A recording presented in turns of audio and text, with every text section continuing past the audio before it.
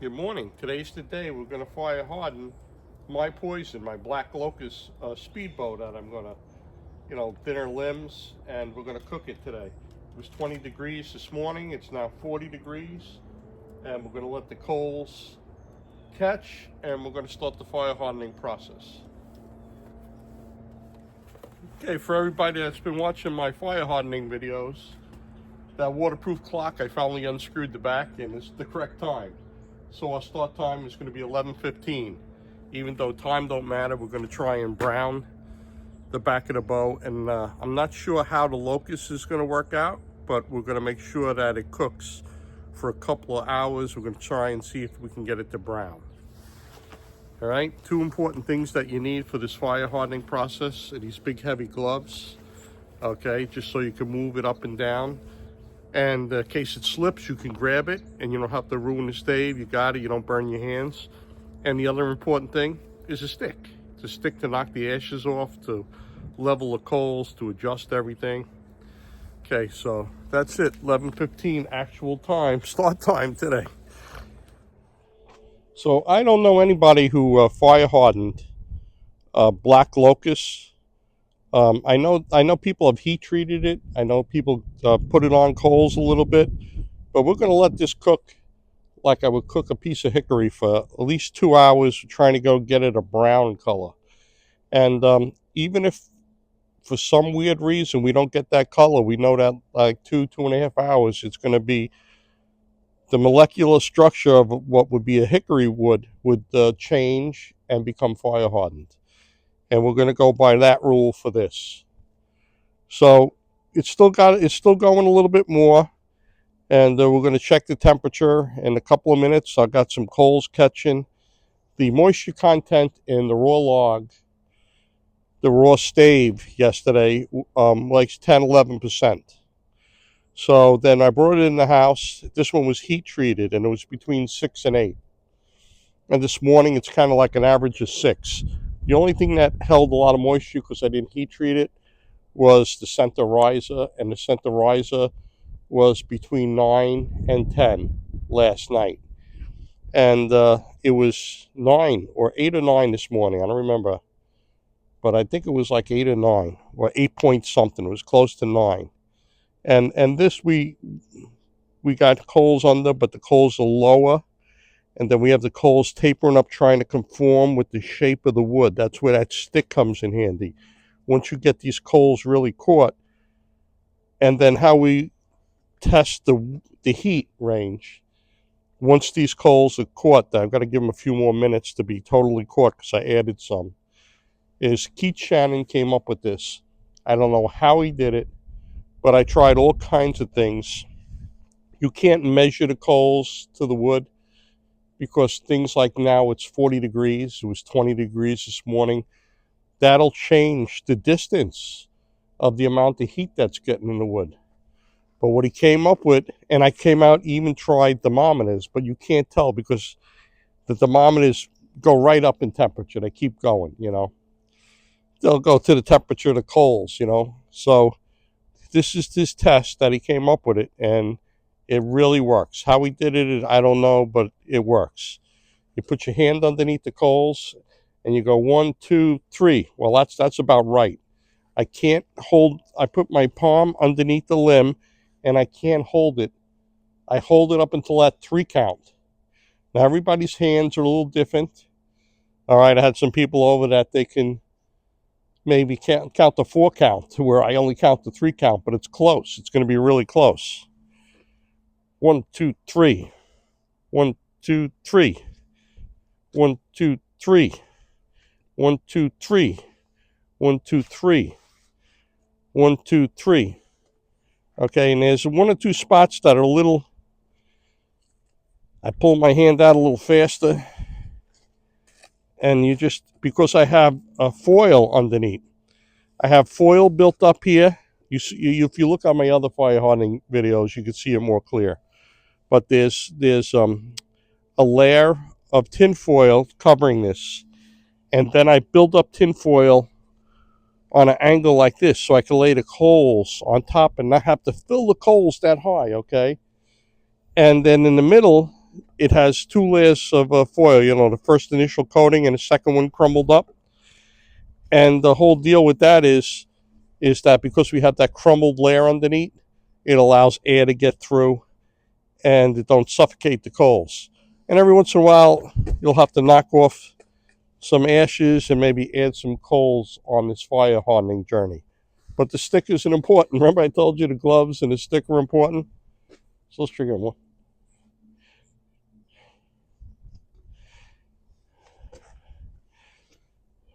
See, over here it's got to catch a little bit. And over here is a little hot. So what I could do over here is I can just, because it's all crumbled up foil, 1, 2, 3, 1, 2, 3, 1, 2, 3, 1, 2, 3, 1, 2, 3. See over here, I got to push down a little bit. See, I can push it down. 1, 2, 3, 1, 2, 3, 1, 2, 3, 1, 2, 3. See, that's what's good about the folded up, that the compressed aluminum foil, is that if it's too hot, you can use the stick and push it down a little and get a little bit of distance from underneath the limb to the coals. But that's the key. You put it, your hand palm up underneath the wood, and on that third count, you want to pull it out. You don't want to get burnt. It's common sense. But when it gets you get to that 3 and you go, can't hold it no longer, that's the right distance for fire hardening. Regardless of temperature, regardless of wood, regardless of anything, that's it. Okay. Incredible how some things work out. All right. So here we go. And like I showed you, I changed the clock. It's the actual time. Fall behind, spring ahead, So it's been going now only for like 10 minutes. And we'll check it we'll let it go for a half hour and check it. Okay, I'm going to add a couple of new rules to fire hardening wood that you never fire hardened before. One, Black Locust is an irritant. It's poison, from what I read. And how do I know? Because the dust got to me and I had to go to the doctor, and they said, oh yeah, you got Black Locust poisoning. I had to put drops in my red eyes. When I was in my living room, I was looking out and I could see a fog. It was like I was in a fire-filled house. And I went to the not the emergency room, the emergency walk-in, and they said, yeah, you poisoned yourself, okay? So when you're fire hardening different wood, like that you never fire hardened before, something like Black Locust that you know is a known irritant, okay, the wind is blowing from here towards the fire hardening jig. It's away from me, all right? And you don't want to breathe in the fumes of cooking any kind of unknown wood that you haven't fire hardened before. And to give you a good example is that if you cleaned up your yard and there was poison ivy, never burn poison ivy. Throw it out, bring it in the woods, do what you got to do, because when you burn poison ivy, that smoke is poisonous. You can get that in your lungs and have a real serious breathing reaction, to the point where it could cause you to die from not being able to breathe from getting that poison inhaled. All right, so just downwind of woods that you haven't tried before. Okay, that's the most important thing. Some woods are really combustible, but a lot of those woods, like the pines and different things, um, I'm not sure what that fat wood's made of, what kind of pine or whatever it is, but it's supposed to be natural, and whatever's in there is combustible. So always have a spray bottle with you and those fireplace gloves, and pay attention to it. You got to really babysit when you fire hardening this. You got to plan on coming, without making a quick bathroom break or whatever. And if you do that, put it up a little higher for a minute or two. You got to really babysit this to make sure there's no spontaneous combustion. Okay, we won't have that problem with the Black Locust today, I believe. But if you're trying some other kind of woods, always be mindful that you don't want to breathe in any fumes, and you got to pay attention that it don't combust. And that's it. That's the new rules for fire hardening experimental woods. Okay, and that's it. We're going to cook it, and I'll show you as time goes on. You've seen my other videos on fire hardening, and we'll just stop, we'll check it, and I'll just show you if there's anything interesting going on.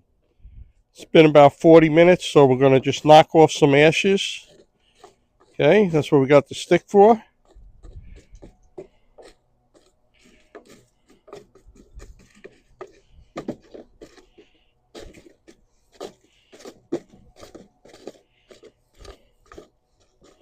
We're going to add some coals. Okay, we're going to add some coals. I'm just going to take a peek underneath.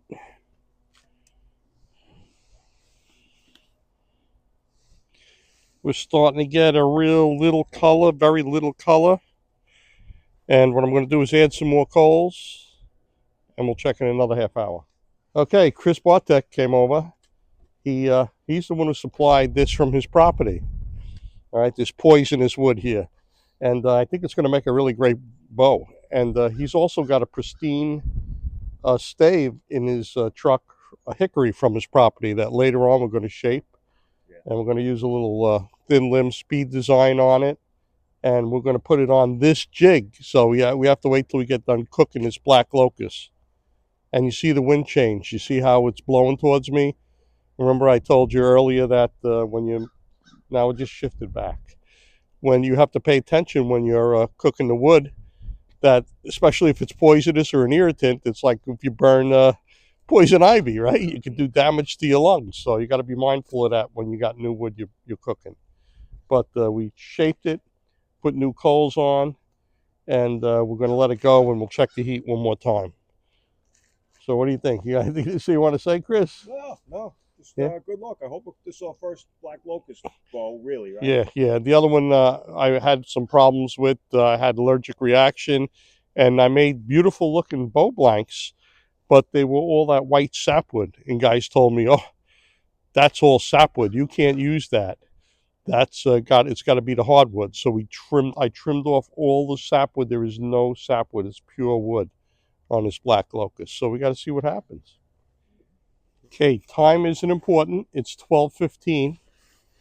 I was out front helping Chris lay out his hickory, his really nice hickory stave. He's connecting the dots, and we're going to check the browning on this and see how it came out. And then I'm going to set it up again and go out front, and I'm just going to trim that piece for him. And then he'll be able to use the belt sander and shape it up. But once again, what time we got there? It's almost 2:15.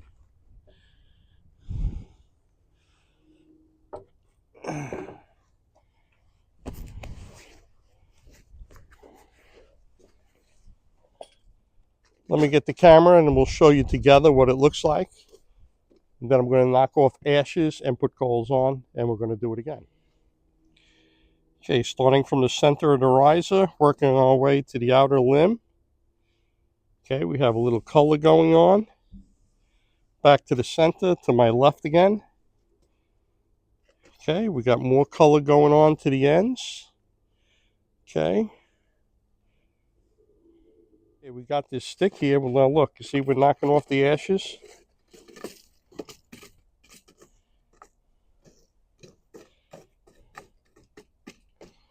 Okay, we're going to add a little more coals, and then I got to show you the clamps. Okay, you saw the colors. It's getting that dark color, right? And put more coals on, so we've got to watch it a little. And look at the clamps. Look at this. Look. See how many times I'm turning this? Look. The wood's shrinking. The fire hardening's taking place. Moisture's coming out of it. All right. And the next thing I'm going to do is, I got this a little higher for safety because of the coals I got to catch. I may even put it up one more notch. I'm going to trim some boards out front and come back.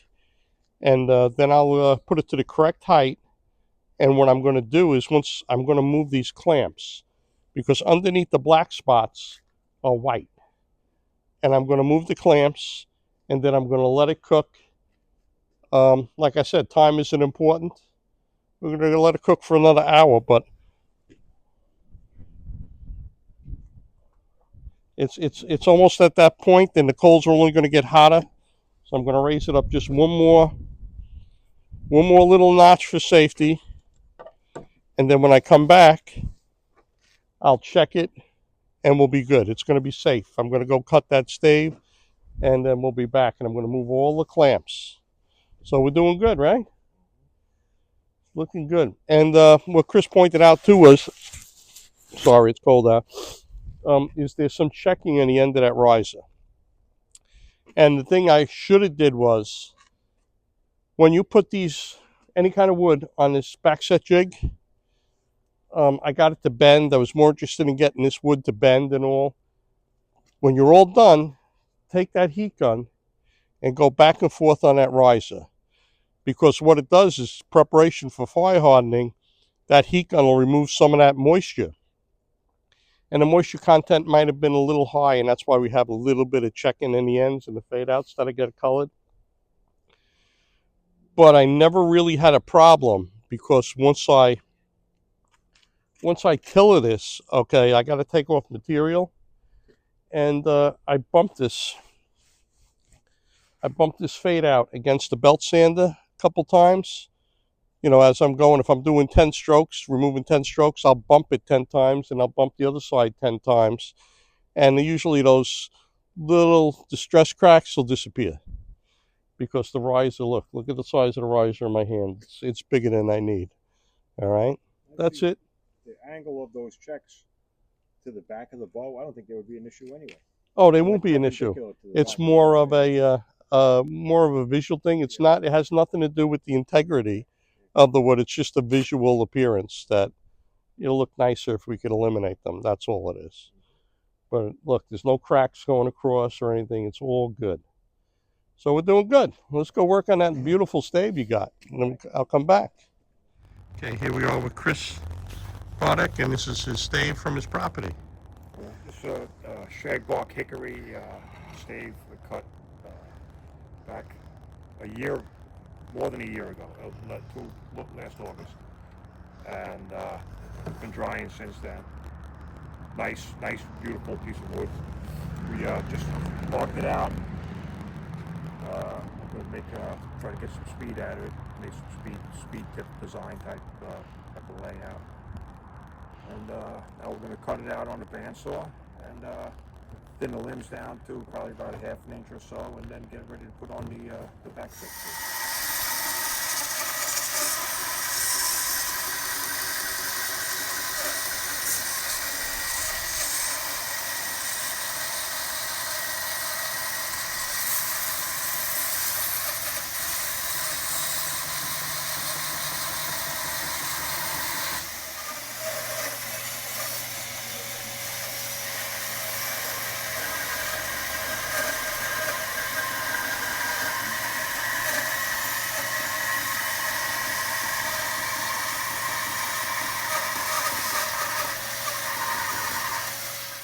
Okay, there's the front profile, the back of the bow.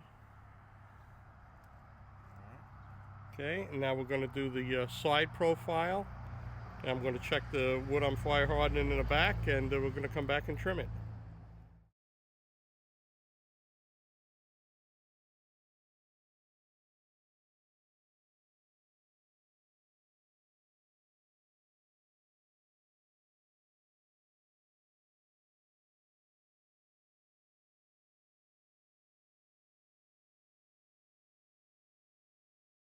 Okay, sorry, we went the mic went dead, so I figured we'd do a little explanation of what we were showing you.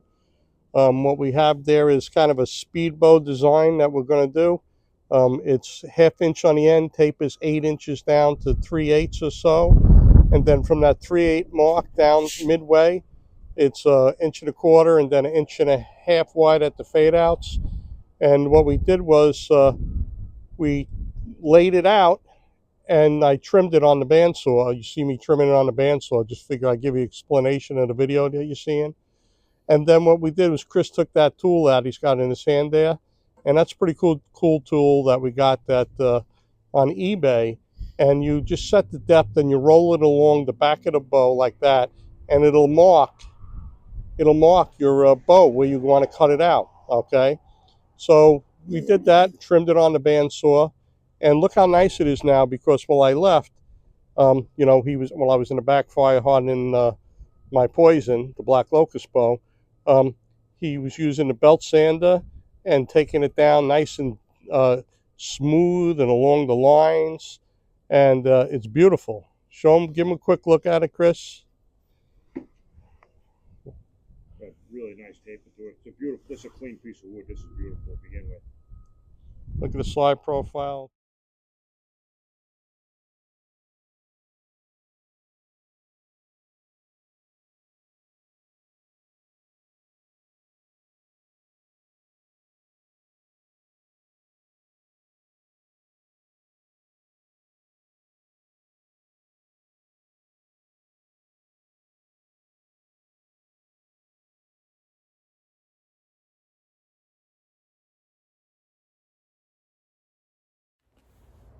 Okay, one of my mics died. We lost some audio. But what I was doing was I was helping Chris outside trim up his stave. And when I came back, I looked at this, and you could see in this prior video the browning that took place. Okay, it's not really a brown color. It's more of a darker black color that this produces. And that's okay. I got the coals going again. And what we're going to do is we're going to cook this. Like I said, time isn't important. But it's like 1:45 because I was playing around. We're going to let this cook for a good hour at the proper height.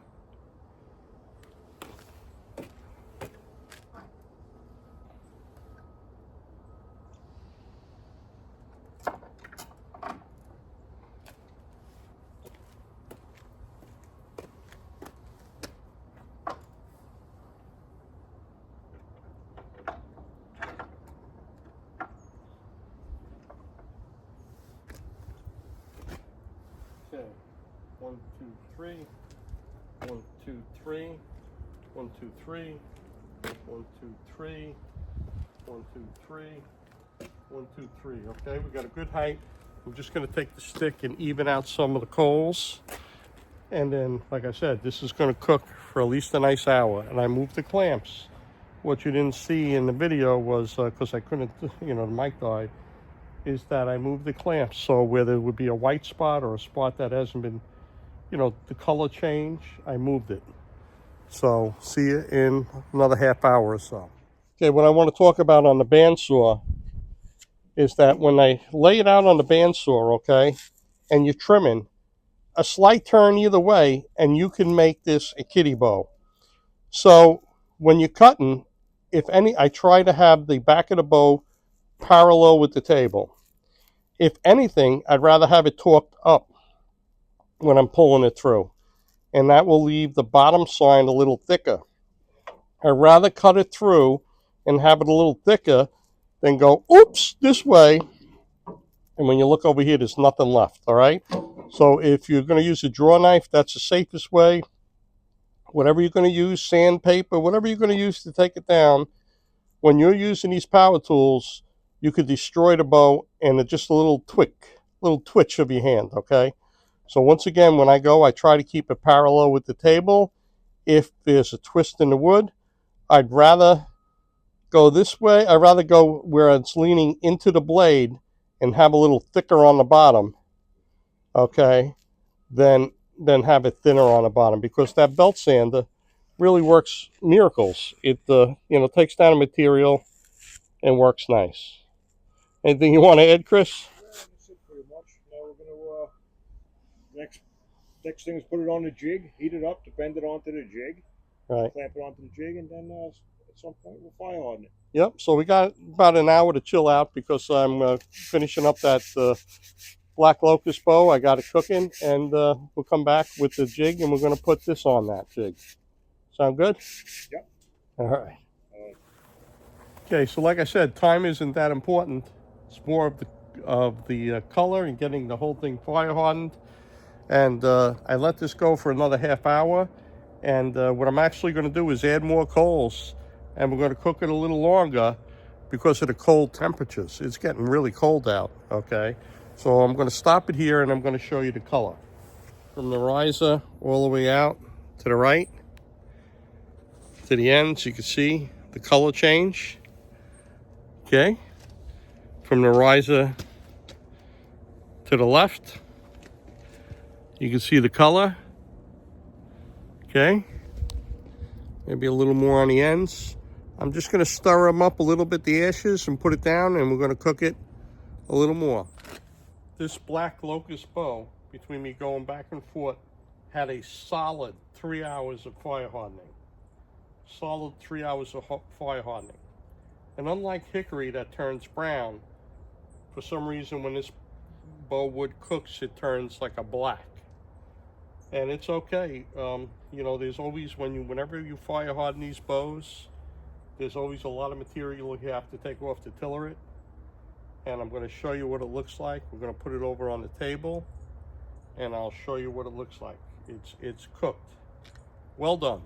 Well done. My Poison Black Locust bow. That was from a live tree, split, fire hardened, and we're going to make a bow out of it. We're going to tiller it, but before we tiller it, I am going to put buffalo horn tips on it, and glue it. And once the buffalo horn tips are on it, we're going to shape it a little bit, cut the string grooves, and tiller it. So there was a solid 3 hours of me fire hardening it. Even though I had to go out front for a while, I raised it a little higher, so I didn't have to worry about it catching on fire. It wasn't at that fire hardening level, but it kept the bow hot.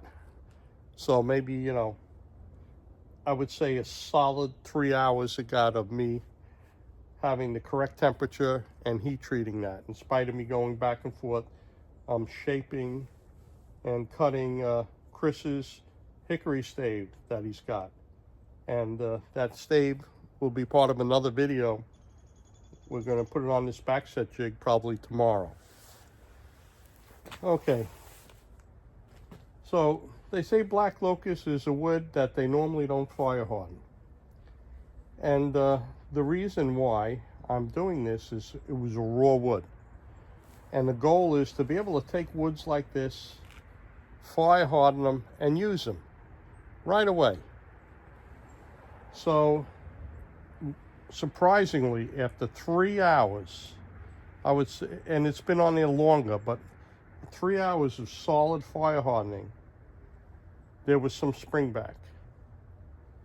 And I know a lot of people say if you get springback, it's not completely fire hardened. It should glue to the form. Well, I'm going to say that there may be an exception from whitewoods to these heartwoods, these hardwoods. I'm going to say in this case there might be an exception. So here we go. Take a look. Okay, look at the fade outs. Okay, this is that little split that I said because I didn't heat up the riser enough, but this is going to disappear. I'm going to take that off because look at my hands. The smaller hands, I'll be able to trim that off. It'll be gone. It'll disappear. But look at the browning, right? Blackening, whatever you want to call it. And look at the sides of the bow. Okay, that fire hardening went through this bow. Okay. And I still had a little spring back. So normally hickory would glue right to the bow. Hop hornbeam will glue right there.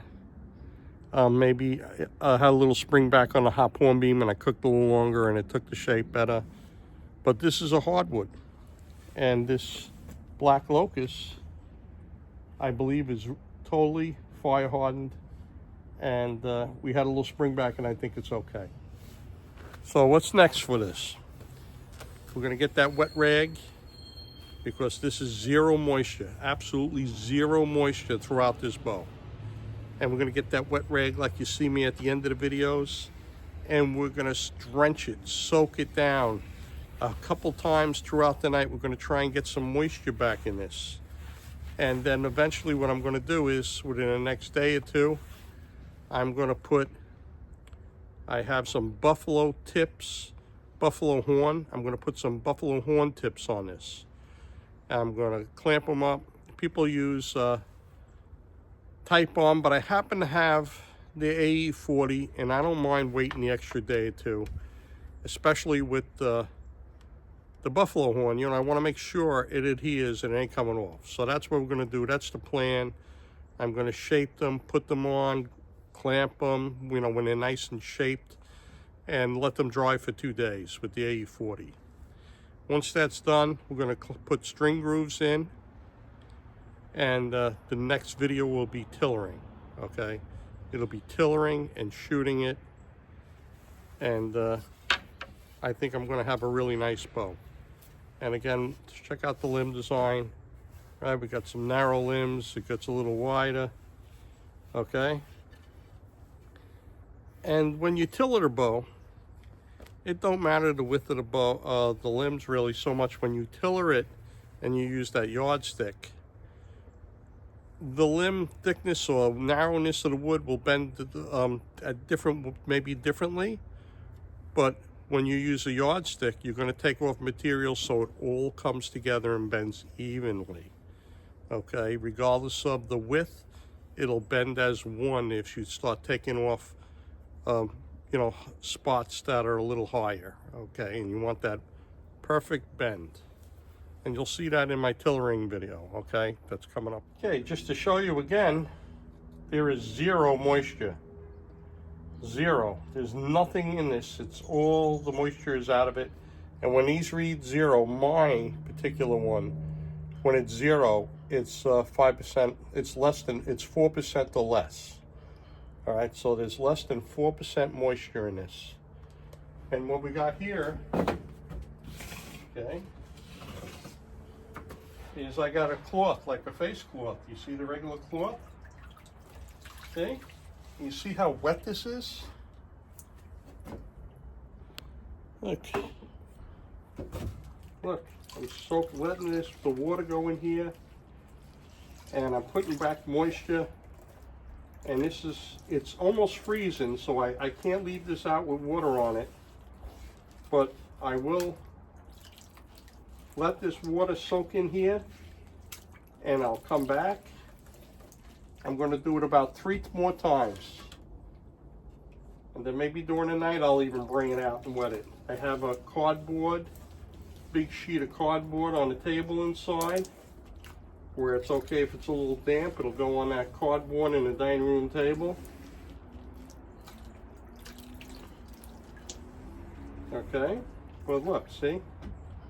Don't be afraid to put moisture back in it, all right? And you can see the back set we got. Maybe it's not as gigantic of an amount as back set as we do with the hickory, but we got nice back set. And you know it's cooked all the way through. And I think I'm gonna have a really nice, beautiful, fast bow.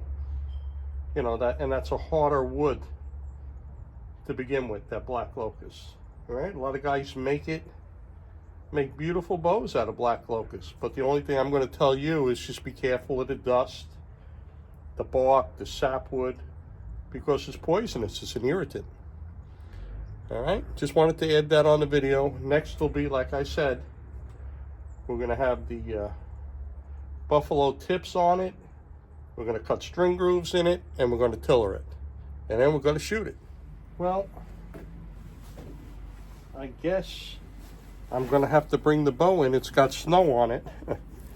All right, wipe it down one more time quick and bring it in. Wipe the snow off.